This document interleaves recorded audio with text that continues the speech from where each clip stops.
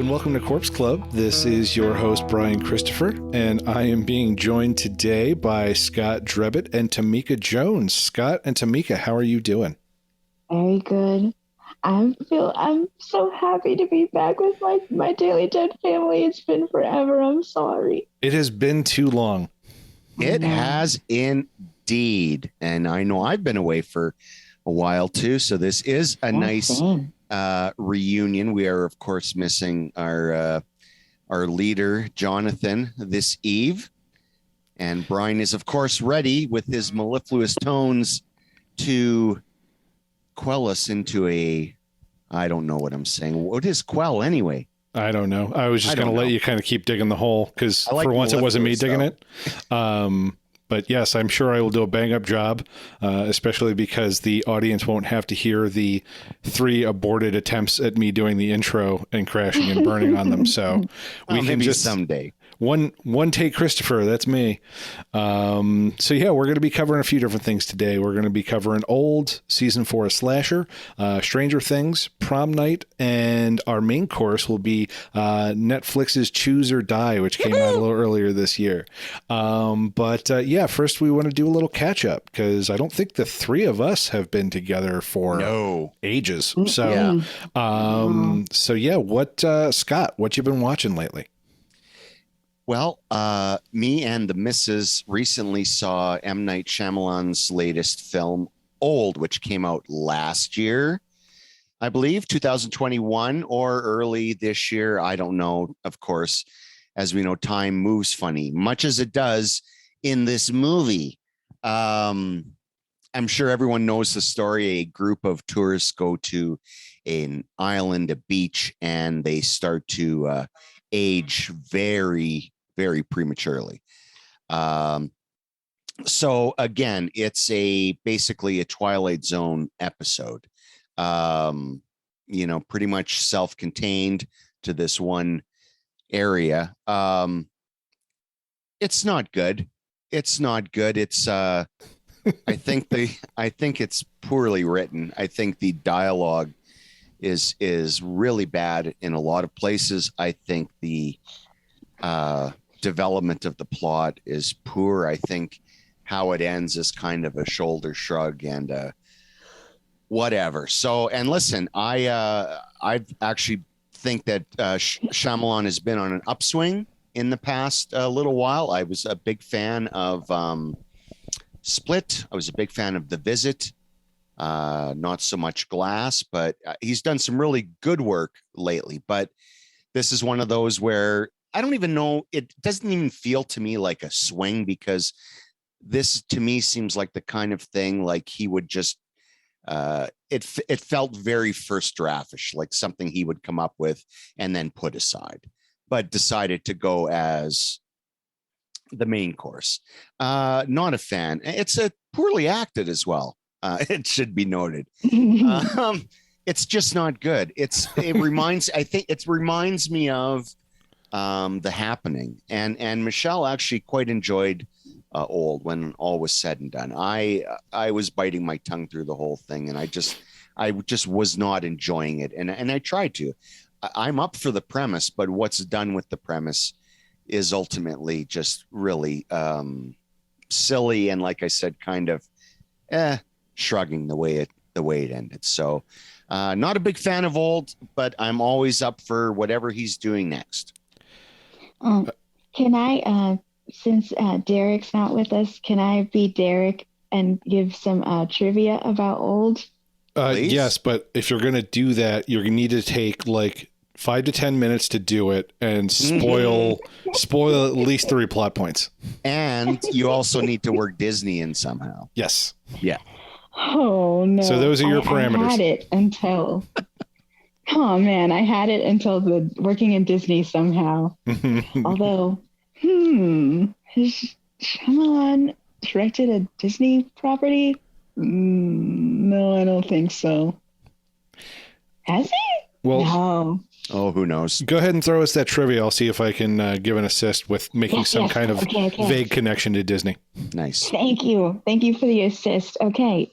So, interestingly enough, well, no, shoot. I thought today was July 19th, but no, it's July 20th. Because I was going to say that Old was released in theaters this time last year, like to the day. Well, you could just say it's some old trivia then. Oh, but I'm bump. And that, when that, 3 plot points, 3. Oh, geez. It's okay. Sorry. Was the piece of trivia that it was released a year ago? Yeah, to the day. Okay. But it doesn't really work because no, it's really the date. Yeah, it's on the day off. That's okay. All right. It's good enough for us. Thank you. Good enough for the kids of the Corpse Club.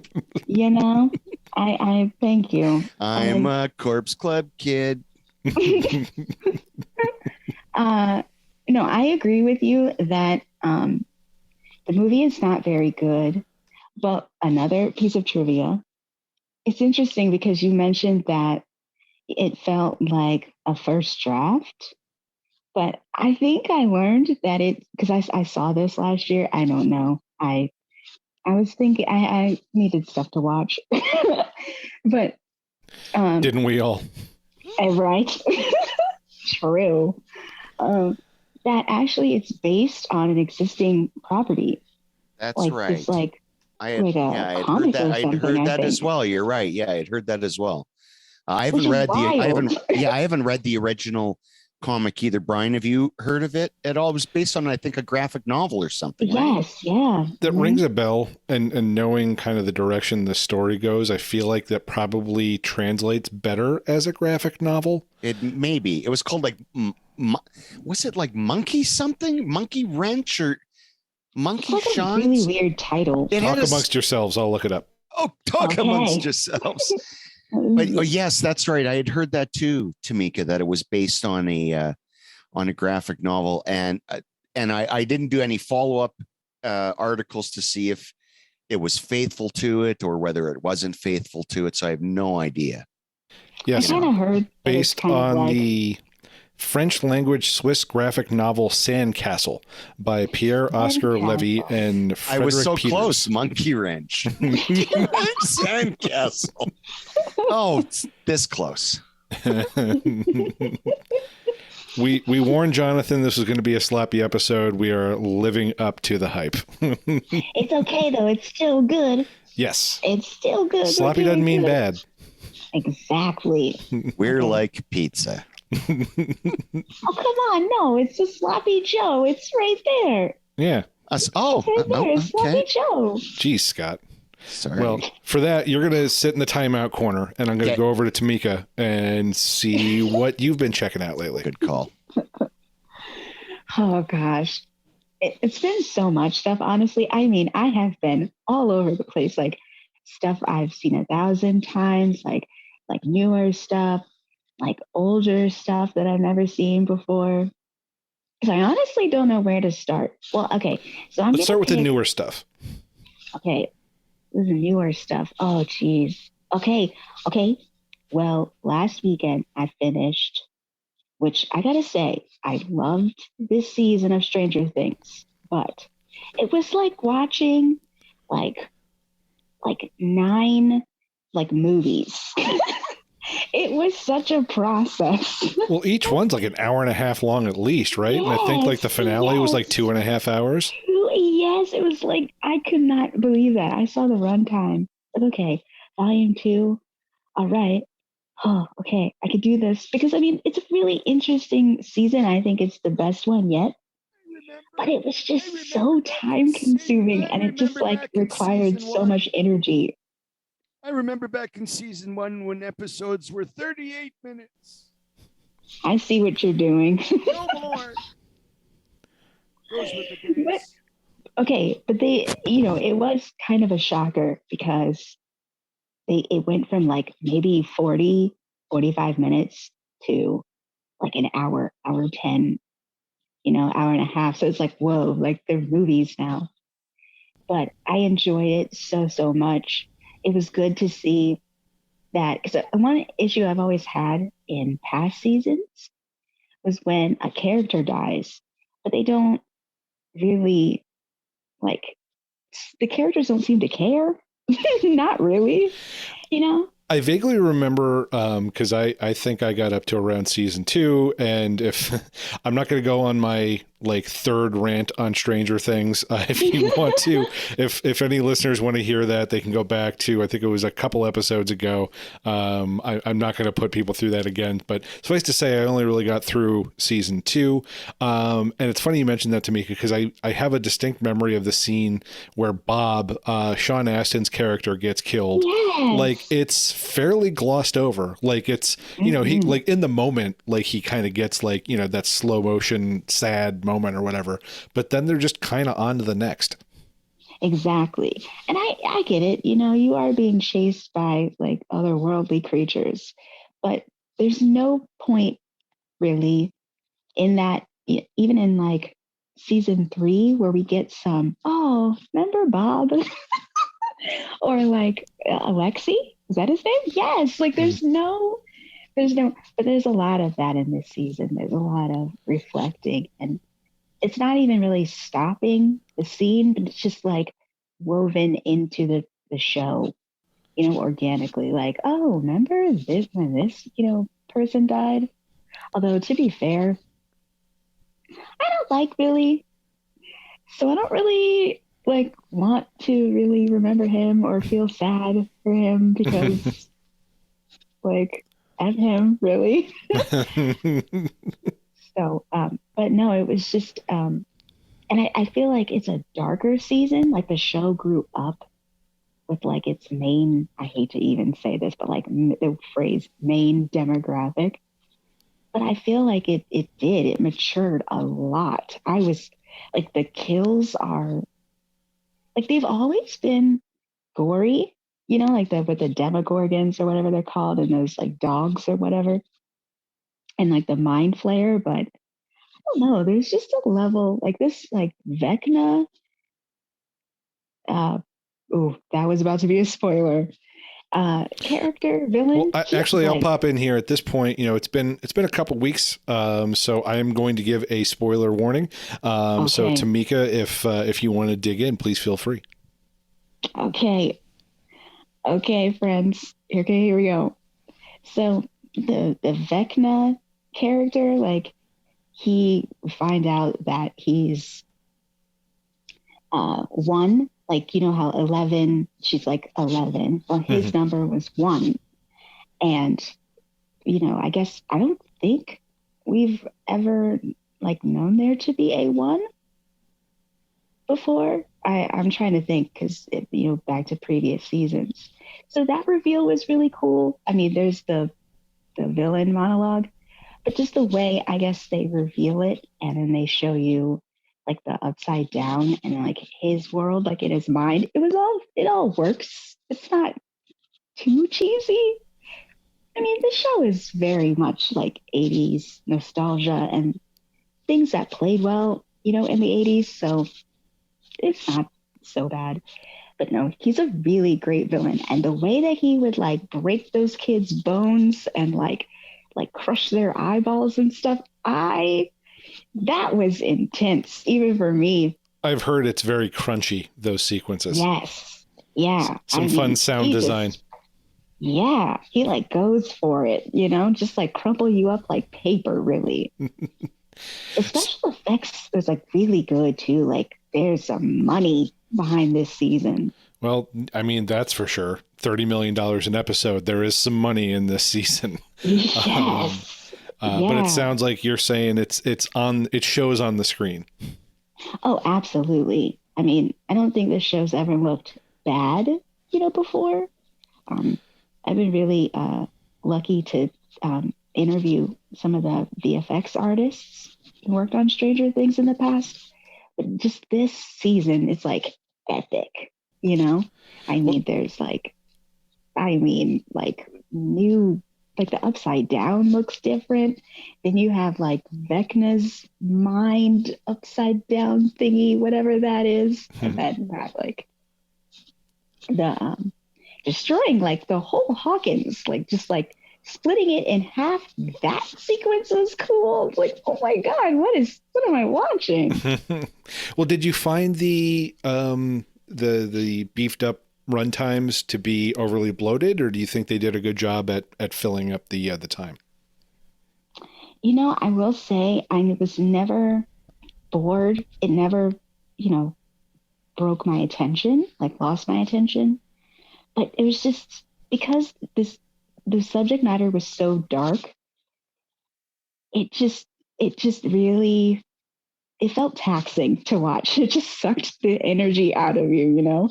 I'm like, there's just so many intense things happening all the time. So that like hour and 10 minutes, 2 hours, I don't know, it was very draining, but not in a bad way. I would love to see that on a poster, though. It's taxing. Tamika Jones, Daily Dead. Daily Dead. But you can tell, you can tell that the writers like felt that way too, because there's a lot of like comedic characters like that. The stoner, like very much like a Cheech and Chong kind of, ripoff. Mm-hmm. I can't even think of his name. He was really cool though, and he wasn't annoying. He had this like really cool, like really long, like Anthony Kiedis long hair, and he just like smoked weed all the time. So there's some levity, much needed. Ugh. Very nice. But just there's still in Murray. I love Murray. Murray is good. He's just like the conspiracy theorist, who just he's just so quirky. That worked too, but it just because the episodes are like an hour and a half. There's you're not always staying with those characters. You're going all around the chessboard. It's like, oh, what is going on with this part of the team? Oh, what's happening with Will and Mike and Eleven? Oh, what's happening over here? So you don't get to laugh all the time. So it's a lot of killing and destruction. It's a lot of that, but it's good. It's slowly getting to the point where enough people are telling me that this season is good enough that I might need to get back on the bandwagon a little bit. So we'll see. Yeah. But I mean, I get why you stopped with 2, because season 2, a lot of people have issues with, And then I think a lot of that. Tamika to. Jones, Daily Dead. A lot of that. That in italics. Yes, that. Oh yeah, let's do it. Bold italic. So Tamika, thumbs up on season 4 of Stranger Things. Scott, I believe you have a season 4 of another show that you want to what a segue. Right? The king of the segues. Just riding that skateboard right through Segway Town. Right, doing a half pipe, full cork, 280 blind bar mitzvah. Yes. And now I dare anyone who knows me to picture me on a skateboard and not chuckle. I'm chuckling as we speak, picturing it. Yeah, so my season 4 is from a little series called Slasher. Which is a Canadian produced show. I believe in the States, you guys get it. I'm sure someone will correct me, and please, if I'm wrong, do. I think AMC Plus is what I want to say. But anyway, Slasher is a series not unlike American Horror Story in the sense each season tells a different self-contained story with some same cast members. Season 4 of Slasher, and going by the title, of course, Slasher is each season is a different take on slasher conventions. This season is called Flesh and Blood is the subtitle, and it is about the Galloway family, which is led by patriarch David Cronenberg. And he is Canadian. The director, say no more. David Cronenberg, of course. Oh, yeah. Yes, that guy. That David Cronenberg is the patriarch of this family, who he all calls to his private island for the reading of, not the reading of his will. They have to do the reading of his will. And what they have to do is they have to do a series of competitions. And whoever is left at the end is the sole heir to everything of his. So it's also a little bit, it's kind of a take on Twitch of the Death Nerve or Bay of Blood by Mario Bava from the early 70s, mixed with the Michael J. Fox comedy Greedy with Kirk Douglas, mixed with Knives Out from just a couple years ago. It's very funny. It's very dark. Almost everyone is deliciously horrible, and I mean deliciously horrible. The kills are fantastic. They're through the charts. And I just also want to add that Slasher is one of my favorite shows, and one of the first horror shows in the past few years that has really had incredible queer representation on the screen, and it's really, and it's a good show. It's 8 episodes. The mystery is good. Will you figure it out? Probably not. I didn't, but it's still a gas. It's a lot of fun, and I highly recommend it to anyone out there who hasn't seen. Even if you haven't seen any of the seasons, it doesn't matter. Track down Slasher, Flesh and Blood, watch that one, and then go back and check out the rest. And for those in the States, the first 3 seasons of Slasher are on Netflix. However, season 4, Flesh and Blood, is on Shudder. Ah, okay. That's right. That's where I'm getting the AMC connection from, is the Shudder. Yes. Yeah. I had a question and it completely escapes me. Tamika, have you seen this one yet? Or any of the slashers? No, and it makes me sad because I even though I'm not a Canadian, so I don't have that connection like Scotty Poo does. I love David Cronenberg. I'm really sad that I've missed out on 4 seasons now of this. Oh, yeah, and each season's different, but it's never too late. You can track them down. I know they sell the Blu-rays too. Each individual season's on Blu-ray as well. Very, very worth getting. They are a lot of fun, but this season especially, like I said, it's a collection of just really like horrible people, horrible to almost all of them to a T. It's hilarious. It is really, really. You guys, I think, will just absolutely love it. And that can be a tightrope to walk, because in some cases, if you have a bunch of unlikable characters, it's tedious. But it sounds like this is one of those things where like the highlight is that they're bad people. Yeah. Oh, it's how bad can they be? It's like it's like if It's Always Sunny in Philadelphia. Oh God. Did a slasher, and the kind of decisions they would make, it gives you an idea of the kind of people you're dealing with in the Galloway family. Also, now I find myself dying for an It's Always Sunny slasher episode. Sure, absolutely. I think the closest they came was probably the Who Pooped the Bed mystery. Well, no, there was the Halloween episode where. Oh, that's right. It was more of a zombie story with the bath salts, right? Well, sure, yeah. Well, sure, but we digress. Yes. Me, sloppy. Sloppy, but Slasher is not sloppy. Although Slasher gets very sloppy with the blood and the guts, and there's a lot of intestinal fortitude and non-fortitude occurring in Slasher season 4. And I just got to say, Cronenberg, I love him as an actor. I absolutely love him. And over the course, and I thought this was going to be he's in the first episode. he dies. No spoiler alert there. You do have to have the patriarch die, but he's in every episode because it's all flashbacks, right?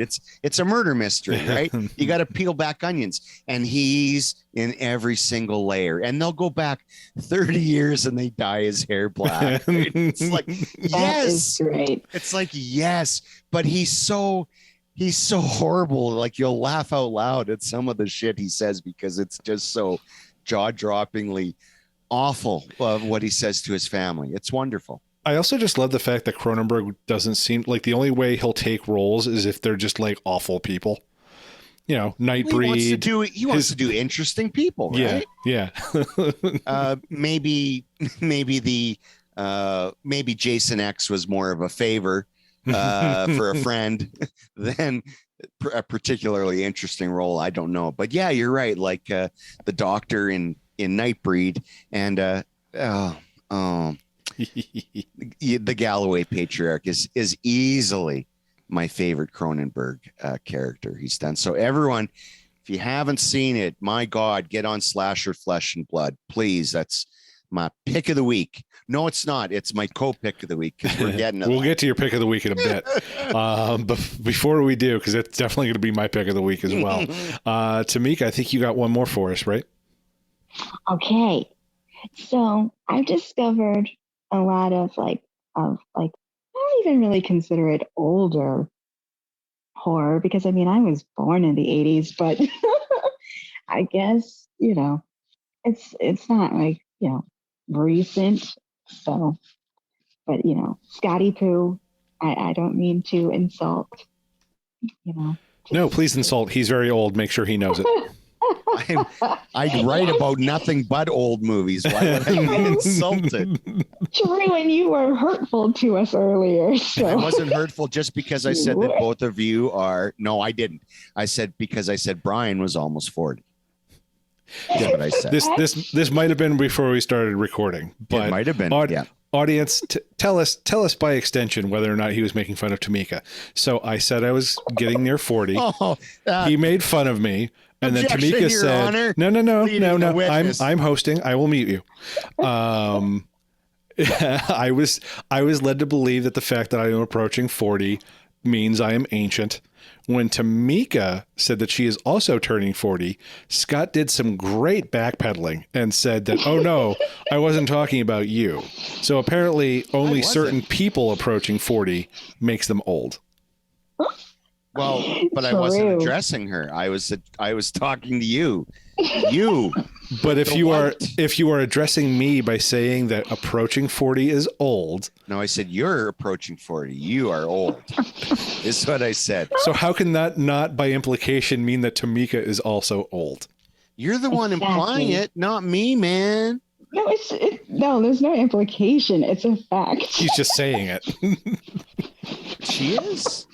And I'm older than both of you, which you guys remind me of every time we record. No. I do Club, no such thing.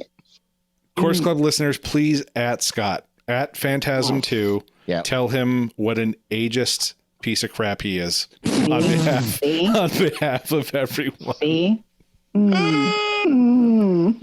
Wait.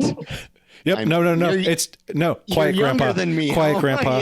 Quiet, Grandpa. It's Tamika's turn to talk now. I hate young people. No crosstalk. Get off my lawn. Tamika, the floor is yours. Okay. So I remember seeing Prom Night. Oh, I believe it was 2005, 2006 is the release date. Could be wrong about that. So we're talking Prom Night remake. The remake, right? Yes. But I didn't know that it was a remake. I thought, this is an original idea.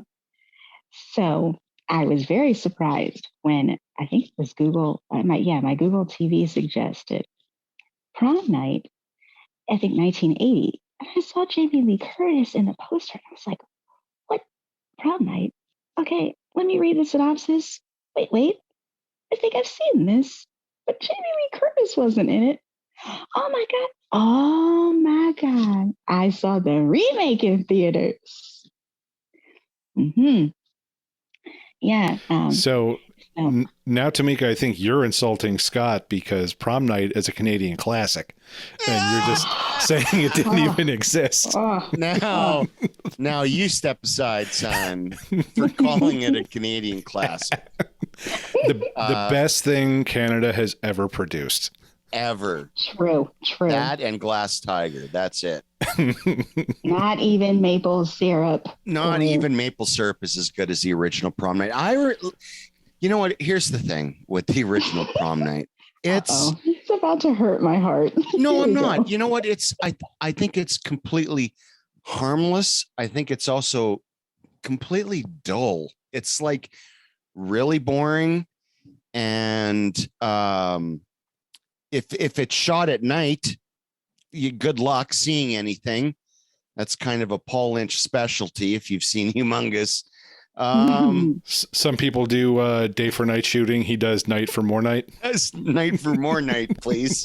I need some more night over here. Let's go. Now the Prom Night song and dance is, of course, kitschy camp classic. Listen, if someone puts it on, and I'm not going to be offended. It's certainly not the worst film I've ever seen. It's one of the worst films that I've never seen. Hi! Can't see it because it's really dark. No. You know what? It's fine. I used to watch it a lot as a kid on videotape. And I find today that it's lacking a little pep.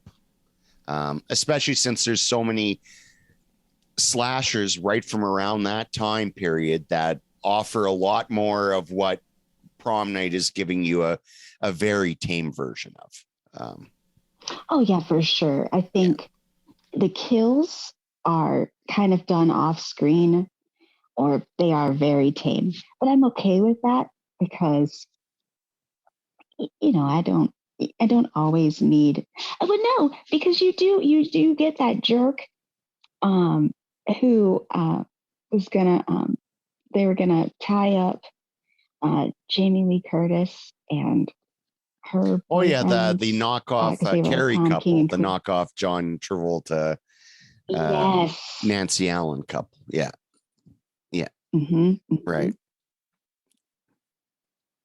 Yeah. Yes, exactly. Yeah, well, I know there's a lot to talk about with this movie. And then, he came to prom wearing like a white T-shirt, and he's a tough dude. But did he have the cigarettes really cool rolled in the moment. sleeve? He gets his head cut off, and then it rolls down the runway. He does get his head cut off, mean, and then yeah, you see the mannequin head roll down the hallway, and then you see him underneath some fake flooring. Yeah, it's we could talk about the effects work in Prom Night. Not quite Friday the 13th Tom Savini levels of decapitation is what I'm hearing. Tuesday the 10th levels of special effects. Good for you on doing the math real quickly there. Did I nail it? Yeah, you got it right. Yeah. Yes. I was almost going to say 11th. But Tamika, I'm hearing there's more value for you with Prom Night than perhaps for Scott. Yes.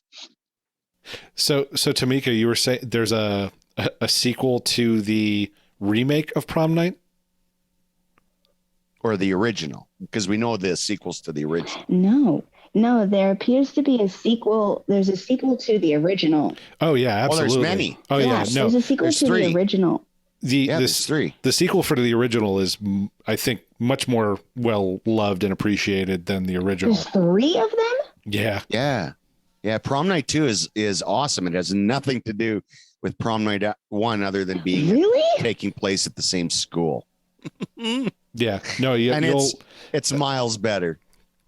Our friends over at the Kill by Kill podcast it's called Hello Mary Lou?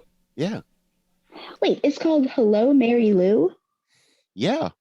Hello Mary Lou, Prom Night. Oh, well, at least it rhymes. It's an awesome movie. Get on that. Yeah, I think they based the entire plot just based off of being able to rhyme the title. Well, that's, that's the old Ricky Nelson song, Hello, Mary Lou. But yes, our good friends over at Kill by Kill sing Hello Mary Lou's praises. So it's definitely, it takes things into a very different direction. It's Prom Night with heavy doses of kind of Dream Warriors era Nightmare on Elm Street. So And Tamika, Carrie. yeah, and some Carrie in there. Yeah. Sold. I'm sold. I love all three of those things. Oh yeah, you'll love it. All right. So I think we are just about ready for our main course this evening. What do you think? Let's do it. So this, we're going to be talking about, which I'm surprised to find out is actually a 2022 British horror thriller. What? Yeah. Because actually, if you look at it, most of the people in this movie are English. Yes. And it's Toby Meekins in his feature directorial debut. Came out back in April on Netflix. It's Choose or Die. This was one that honestly wasn't on my radar until literally earlier this week when Scott said, "Hey, I'm going to watch Choose or Die."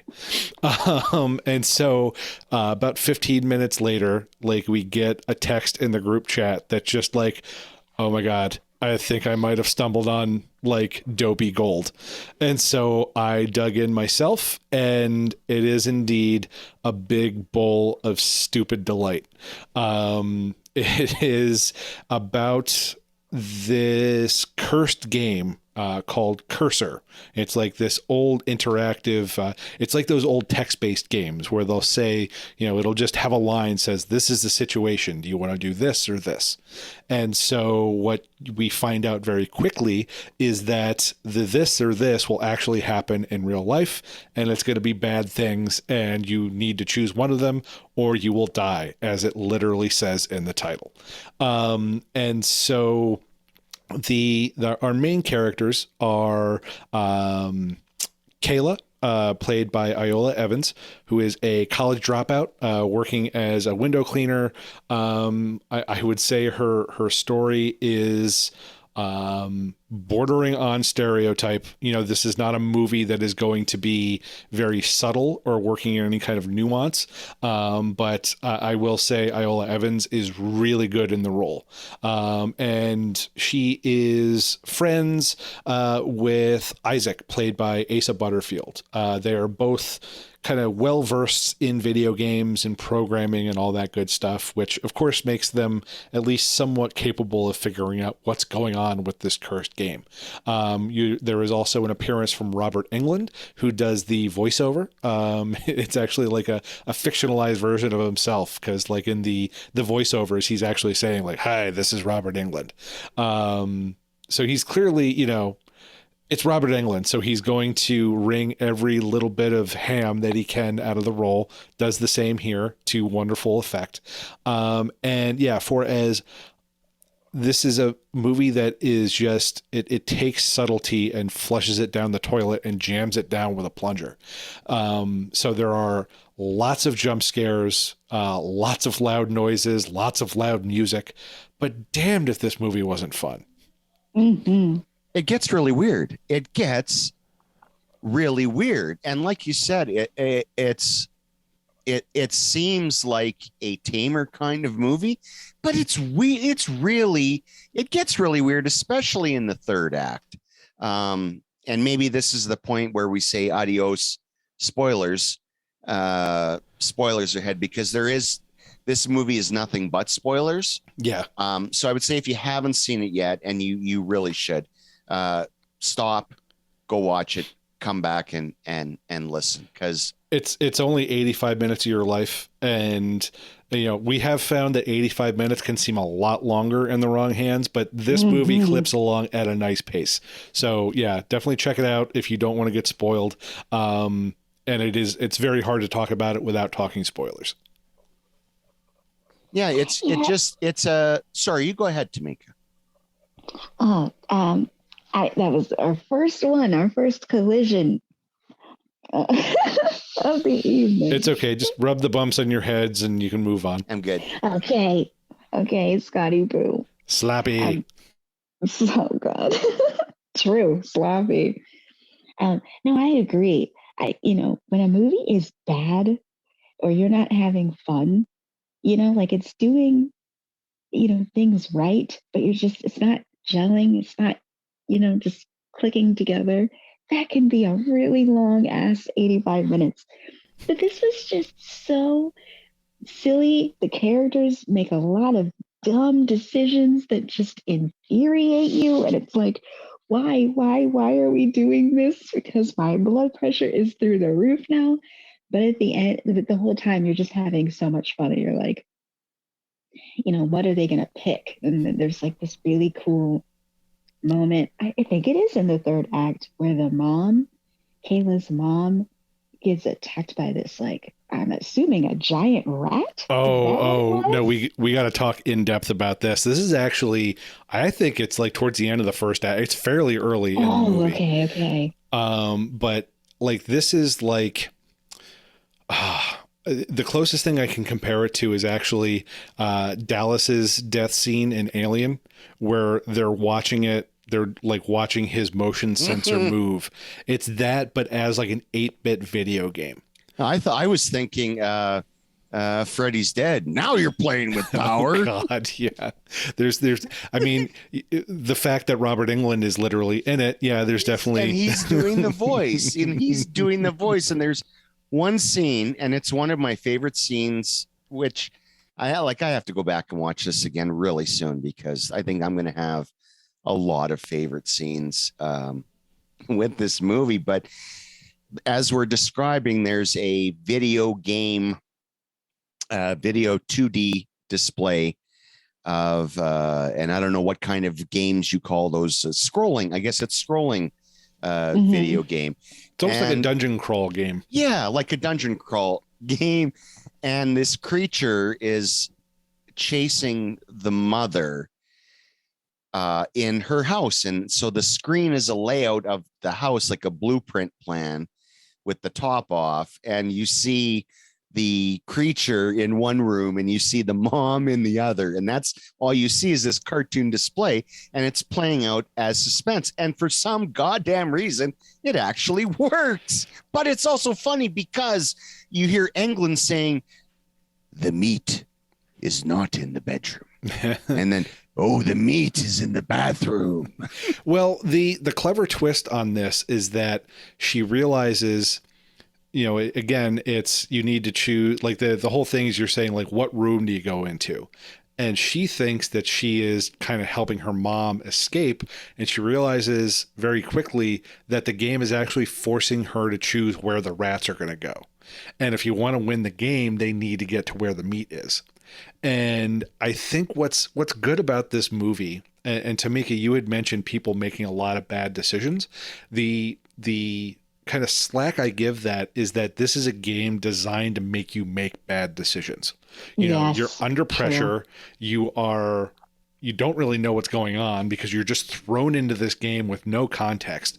So it's, do you want to take, crappy option A or crappy option B, and so people panic in this game, and it's absolutely what I would do if faced with that kind of, like, I wouldn't be like, okay, how do I beat this thing? I would, like, my fight or flight or freeze would just immediately go to freeze. Like, I would have no idea what to do.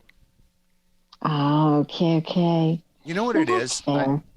What I think it is, for me anyway, is that it stands out immediately because it's really well made, but it is incredibly goofy with a concept that just you can't take it seriously for 1 second, or what is happening to them for 1 second, not for a moment. But within that context, it's done really well. What, Toby Keane? Did you say Toby Meekins? Sorry, Toby Meekins. I'm looking forward to what he does next, because I like what Toby does here, and I like directors named Toby. So bring on the next one. Yeah, the just everything is, I think because everything is ramped up to 11, there's a silliness factor. Like, there's a character. So again, going to this idea of, like, Kayla being in a dysfunctional home, give some backstory for her in that she had a younger brother. He died in a swimming accident when she was supposed to be watching him.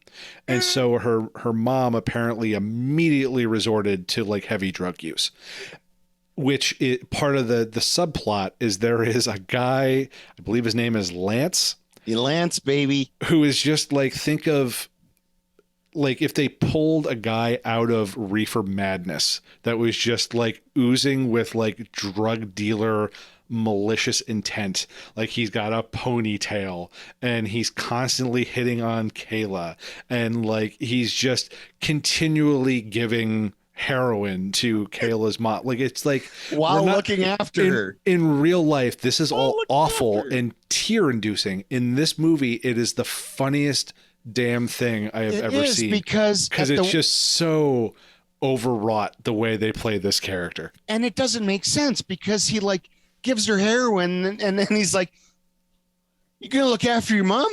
And he's like, "No, you know what? Never mind, Kayla. I'm going to look after your mom now." Oh God, I forgot. Yeah, there's a whole sequence where he's going to like look after her. He's like trying to get guardianship of her mom.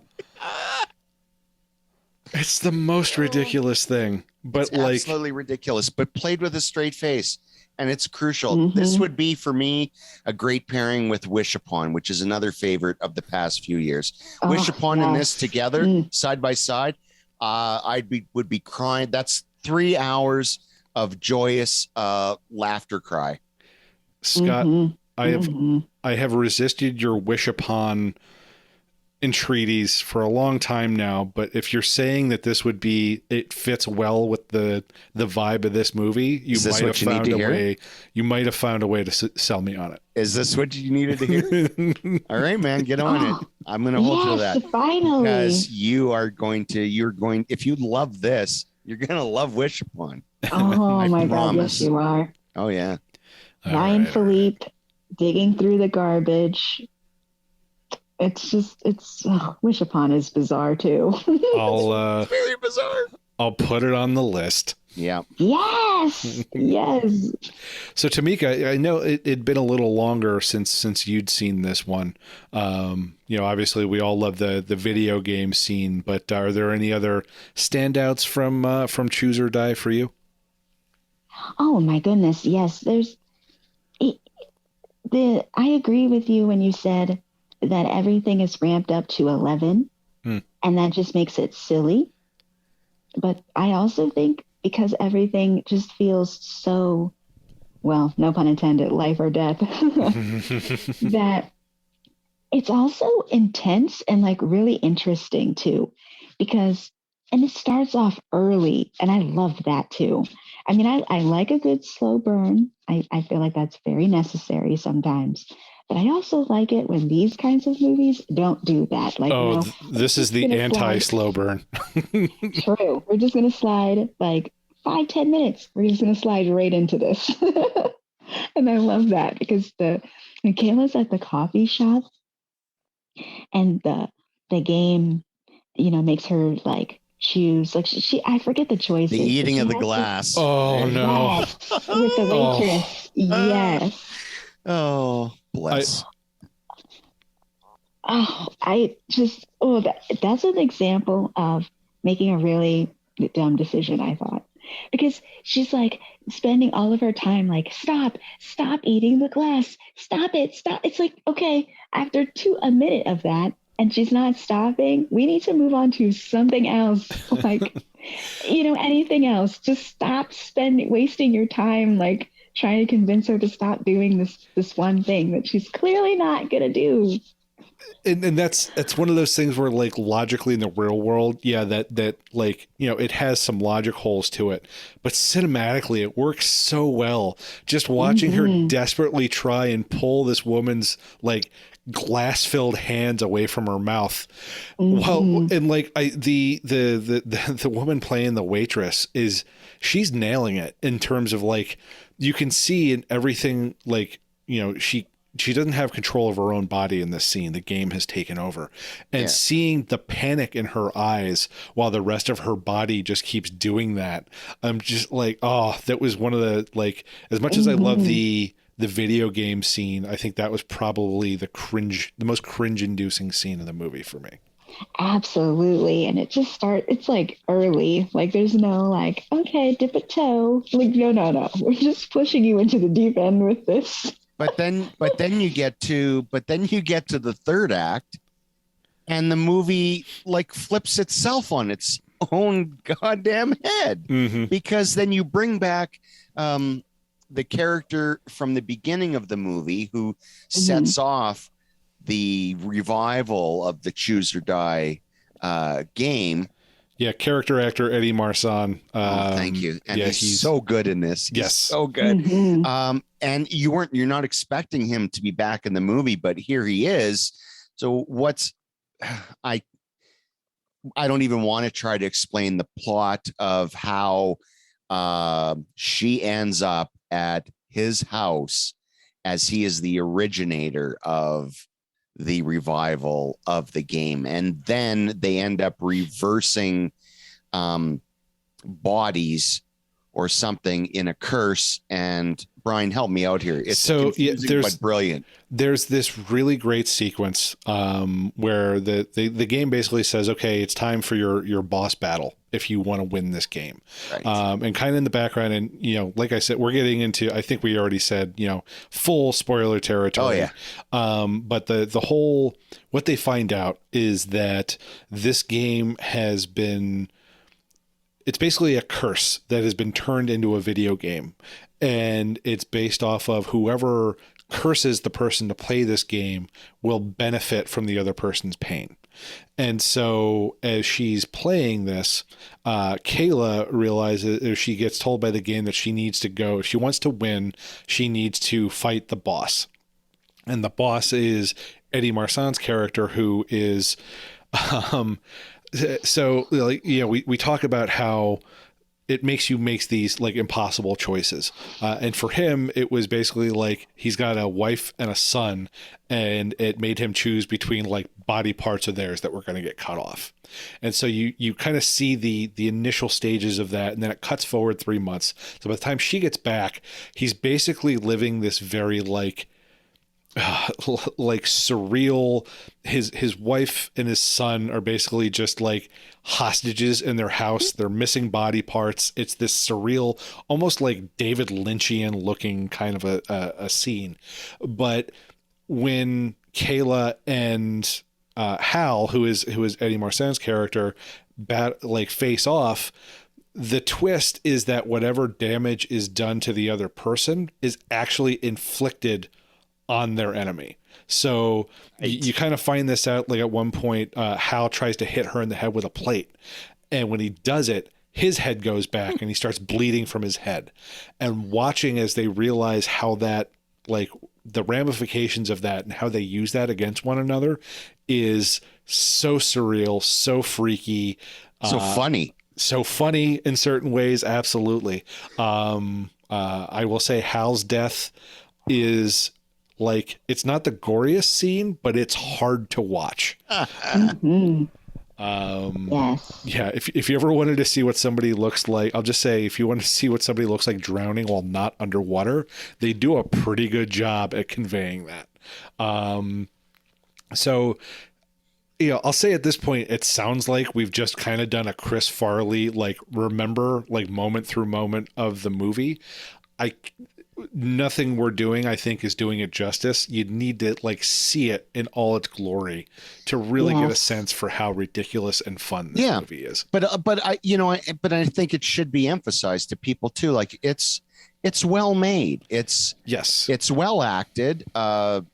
It's well made. It's just the concept is so goofy. It's just really so goofy that this is the best that this concept is going to be, and the humor is intentional. There's a lot of humor in it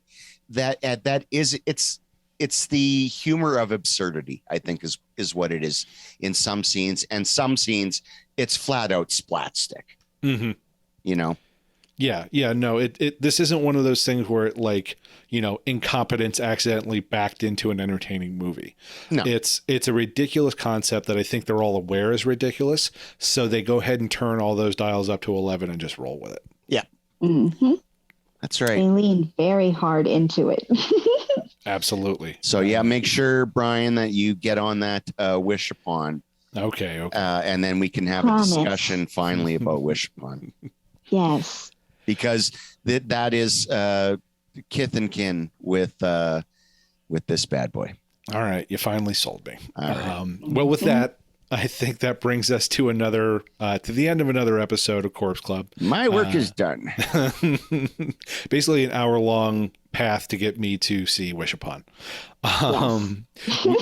We want to thank Brian, our engineer, for helping us out each and every episode. As always, we want to thank you, our listeners, including those of you who have signed up for a Corpse Club membership. Make sure to visit corpseclub.com to check out our latest episode. You can also sign up to become a member, which give you access to some bonus episodes and all kinds of good swag. Don't forget to rate and review us on Apple Podcasts. Every rating and review helps. You can also find us on Google Play, SoundCloud, and all your favorite podcast providers. If you want to get in touch, you can reach us at any time at contact@corpseclub.com, or on Twitter at Daily Dead News, or at Corpse Club, and on Instagram and Facebook under Corpse Club. Thanks again for listening, and until next time, stay scary.